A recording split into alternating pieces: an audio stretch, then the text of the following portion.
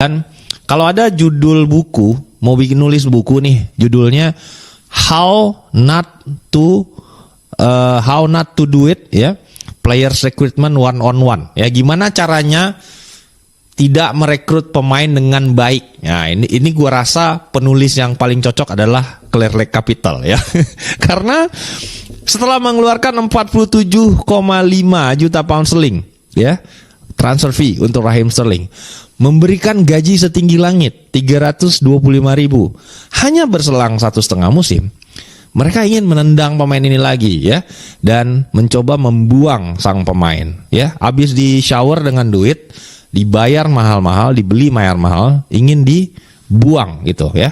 Kurang lebih seperti itu, dan merubah entirely, shifting recruitment policy-nya dari membeli bintang menjadi fokus kepada wonderkid dengan resale value tinggi gitu, ya. Kurang lebih seperti itu. Gue nggak bilang policy yang baru salah, enggak, tapi shifting yang tiba-tiba dan akhirnya mengorbankan bintang yang udah lu beli, akhirnya membuat lu terbebani secara finansial, that's not a wise decisions, ya, definitely gitu. Dan Clear Lake ini yakin dia bisa membuli Raheem Sterling, kawan-kawan, pada saat mencoba nge-push Raheem Sterling agar pindah gitu, ya, dan menerima penawaran dari Saudi, ya, beberapa musim yang lalu gitu. Dan alih-alih Sterling menjawab tidak, terima kasih, dia bilang gitu.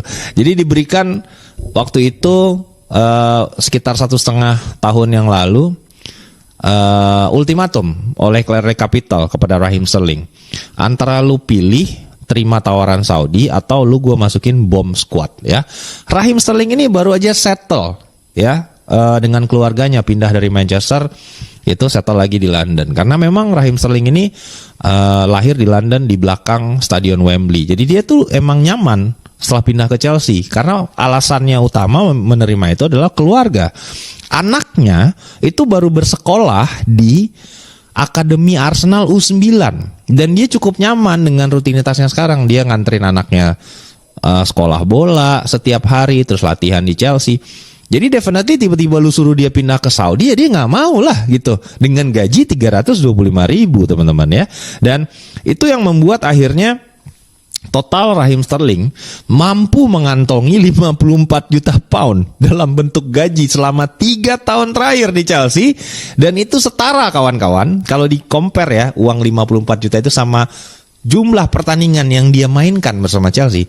Itu cost yang harus dibayar oleh Chelsea 650.000 pound per pertandingan untuk seorang Raheem Sterling, ya.